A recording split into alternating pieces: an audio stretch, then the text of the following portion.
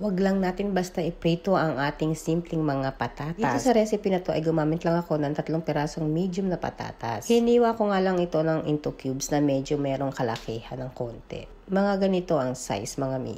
Yan. Pasusosyalin natin yung simpleng patatas na laging nasa kusina. Kung nasanay nga tayo sa simpleng french fries lang na piniprito lang at nilalagyan ng asin, itong recipe na to ay ili-level up natin at ating pasusosyalin. Kung maliit na patatas nga ang inyong gagamitin, basta ganito ang size ng hiwa na inyong gagawin, ay ayos na ayos lang. Ayan, natatapos ko na ngang hiwain. Hinugasan ko yan mga mi at mga di para nga matanggal yung starch niya. At after nga, itinatransfer ko siya dito sa aking tissue at ipinat-dry ko nga yan. Pwede nyo rin gamitin ang kitchen towel. So, dapat tuyo yung ating patatas at walang tubig. Ngayon naman ay ito na ang aking baking tray. Ita-transfer ko nga lang yan dito sa aking baking tray at ibibake ko yan ng 15 to 30 minutes. Kung wala naman kayong oven, ay pwede nyo rin naman itong i-deep fry mga mommy and dad. So, naglagay lang ako dyan ng konting asin. Ayan, to make sure na lahat sila ay meron. At nag-diesel lang ako ng konting olive oil. Olive oil lang ginamit ko dito para hindi siya madaling masunog sa aking oven. At inilalagay ko na nga siya sa aking oven.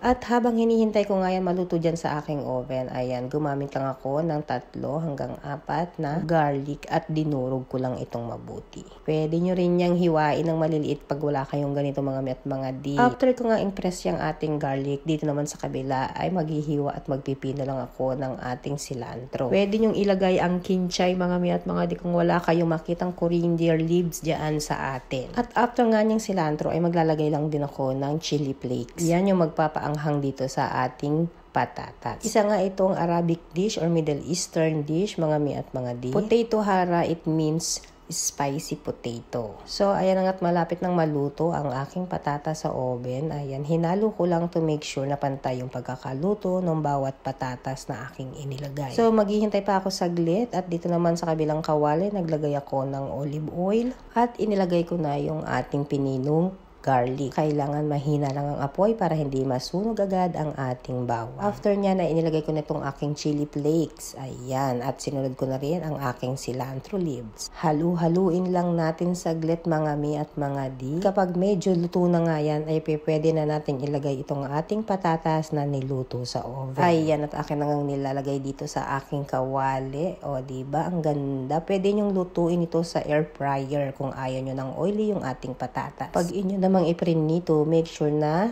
i-strainer nyo para hindi masyadong mamantika yung ating patatas. Ayan, at hinalo ko nga lang yung mabuti dyan sa aking kawali. Para nga lahat sila ay malagyan ng ating ginawang bawang, cilantro at chili flakes. Naglagay lang din ako ng konting lemon. At hinalo ko nga lang ulit ito sandali. At ayan na nga mga mi at mga di, tapos na ang ating recipe for today. At isinasalin ko na dito sa aking pinggan. Dahil content is life nga, ipi-plating natin yan ng bonggang-bongga para nga mas social siya tingnan at kaaya-ayang kainin. So, ito na ang ating potato hara or spicy potato.